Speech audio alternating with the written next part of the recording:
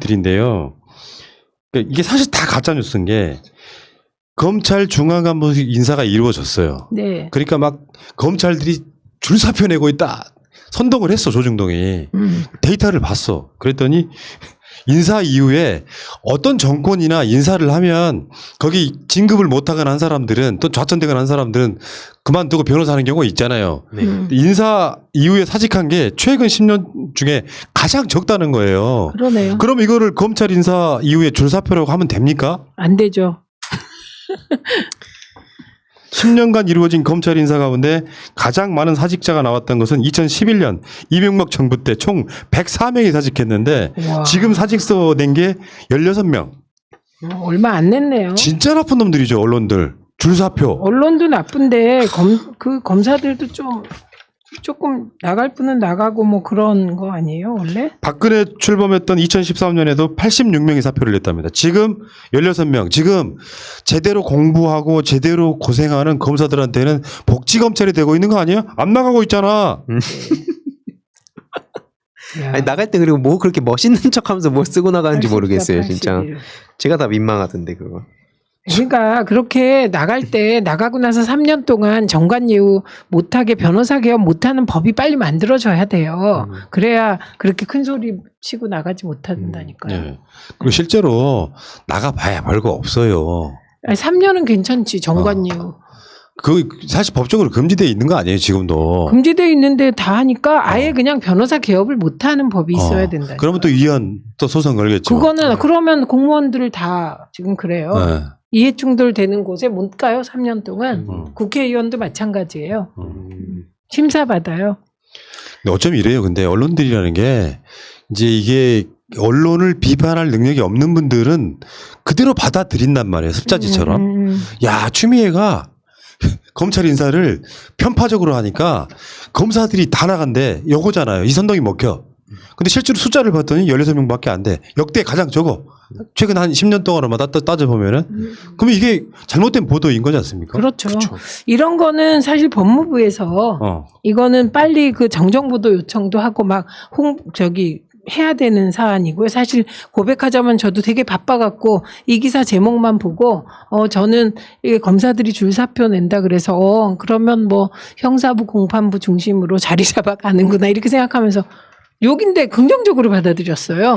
그런데 내용을 보고 깜짝 놀랐죠. 예. 이 또한 가짜뉴스성이구나 싶어서. 그러니까 이게 인사철이 되면 보통 20명에서 40명 정도. 그러니까 한 기수에 그 연수원 한 기수에 보통 한 10명 정도의 검사장이 진급을 한대요. 아까 지금 중앙간부 인사잖아요. 그러니까 검사장 바로 밑에 단계들이란 말이에요. 20명에 한 40명 정도가 늘 나가. 인사를 할 때마다. 근데 이번에는 16명밖에 안 나갔어. 근데 이거를 줄사표라고 하면 됩니까? 그러니까 나가고 싶어 하는 사람이 별로 없는 거죠. 그러면 반대로 말하면 추미애 인사에 대한 불만들이 그렇게 없는 거죠. 어떻게 보면. 네. 그리고 사실은 특수부 그쪽에 있는 검사들이 특혜를 누렸던 거고. 네. 정말 개고생하는 형사부나 공판부 쪽은 사실 그러니까 승진할 기회가 별로 많이 없었다는 거 아니에요. 그 승진시키려고 보니까 해당되는 사람이 없을 정도. 참. 언론들 그러지 맙시다. 근데 언론에 대해서 이렇게 얘기하는 거 입 아프죠. 그러니까 새날이 더 커야 돼요. 전 국민이 새날 애청률이 프로테이지로 따져서 10%만 넘어가면 예. 대한민국이 완전 바뀔 텐데. 예. 감사합니다. 그 말씀 한마디가 그냥 힘이 되네요. 참. 자, 그 다음에, 이번에 대법관 후보자, 이은구 후보자, 이분 이야기를 좀 잠깐만 따져보고 넘어갈게요.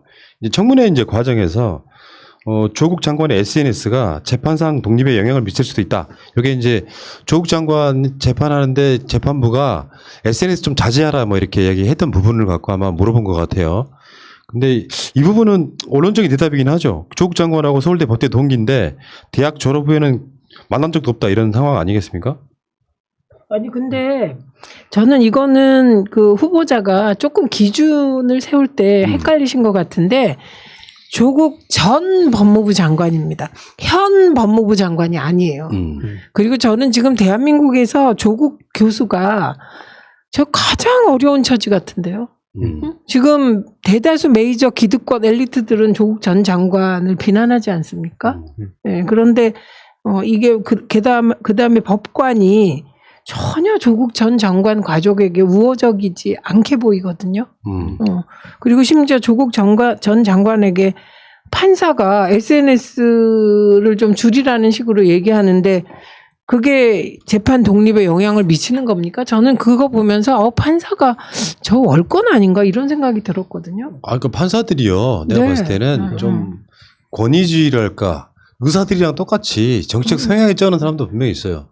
나는 다른 사람은 몰라도 성창호는 알겠어. 정영식은 알겠어. 그런 사람들 성향 자체가 그런 사람들이잖아요. 나는 문재인 싫어. 뭐 김경수 싫어 이런 사람들이잖아요. 네. 그런 게 은연중에 나오는 거예요. 재판할 때. 네. 자기 성향과 다른 이야기를 하면 상당히 많이 강압적으로 대하는 거예요. 그리고 제가 재판 받아보고 주변에 보면 오히려 그 검사 출신, 판사 출신 특히 많은 곳이 미래통합당이에요. 그리고 네. 저는 제가 직접 경험한 건데 그쪽에 일부 그런 법률가 출신의 의원들은 뭔가 현장 쪽하고 뭐 재판부와 혹은 검사 현장과 이렇게 뭐가 있는 것 같은 느낌이 들었어요. 정말로. 마치 조국 전 장관 청문회 때 막 조국 전 장관한테 아내가 기소되면 어쩔 거냐 이러면서 막 이거 젊은이들 말로 얘기하면 디귿, 기억, 리을 했잖아요. 예. 그런데 그런 것처럼 뭔가 교감 있어 보이지 않았어요? 그런 걸 물어봐야지. 그거가 어떻게 생각하냐. 혹시 이너서클이란 게 있다면 어떻게 생각하냐. 이런 지금 나온 무슨 뭐 외부의 정치적 여론? 그다음에 뭐 외부의 집단적 압력 이런 거 다 공개된 거잖아요. 그건 소신을 지켜야죠. 아니 그러니까 때릴 때는 어마어마하게 때려놓고 그러게요. 반론 좀 하려고 하면은 너 네. 조용히 있어.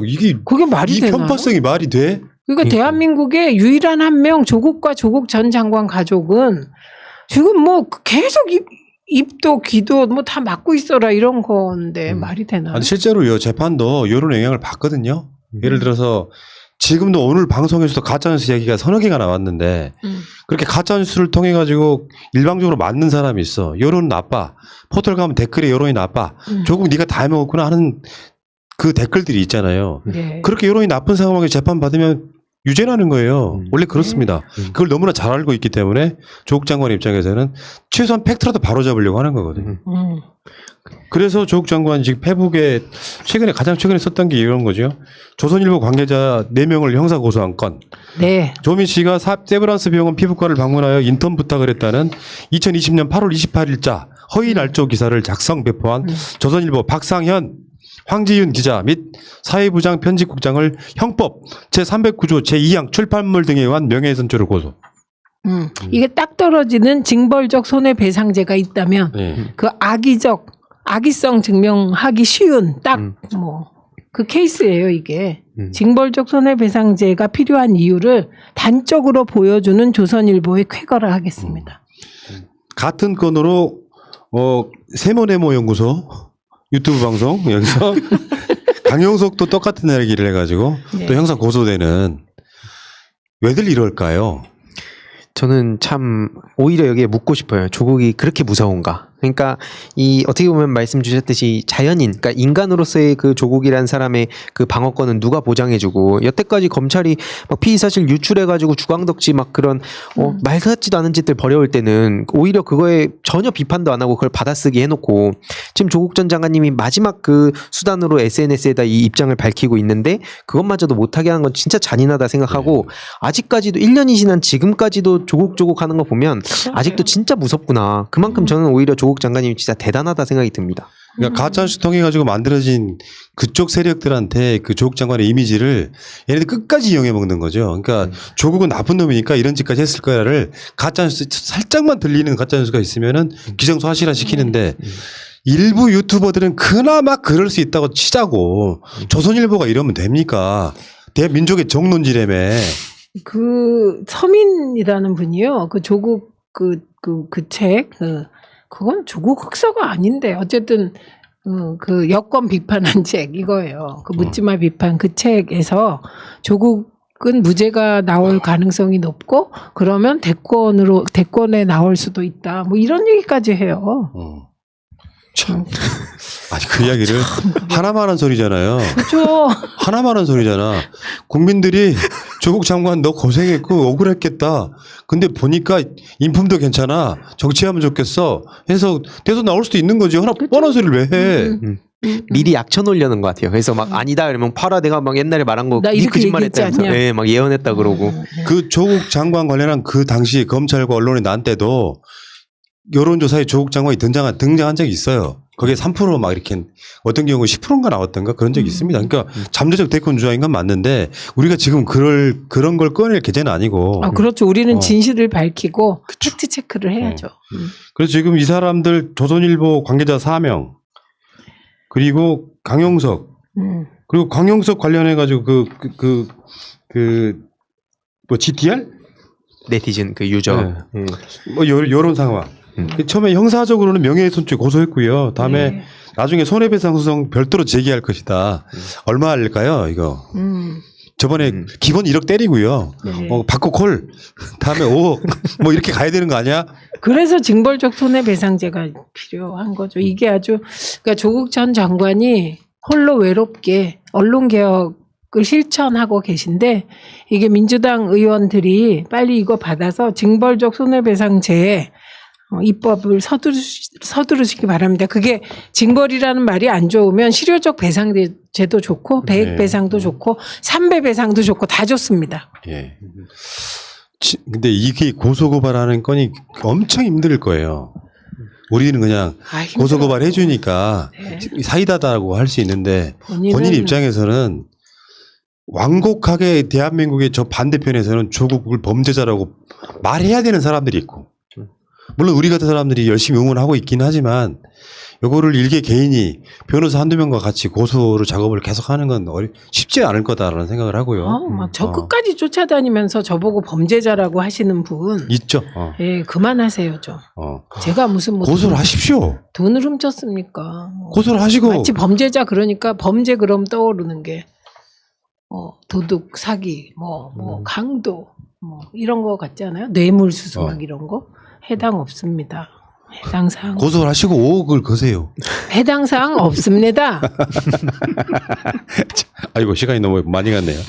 자, 여러분 우리 미니 하고 싶은 말 다 했습니까? 네. 희두님은요? 오늘도 또 이렇게 유익한 시간이었고 좋아요를 좀 많이 눌러주셔야 될 것 같아요. 좋아요가 만도 안 돼. 이거 좋아요 하나 누르는 게 최민희 이름이 있는데 이 방송이 좋아요가 만도 안 돼도 되는 거예요? 죄송해요. 6.2천이 너무 뭐예요? 유익해서 이게 까먹고 계신 분 많은 것 너무 같아요. 빠지신 것 같은데 예, 빨리 좋아요 좀 눌러주십시오. 네. 자, 열심히 누르고 있습니다. 금방 만 될 것 같습니다. 한 명도 빠짐없이. 그리고 하나만 더요. 조국 장관님 계시면 1번. 힘내세요. 우리가 조국이다.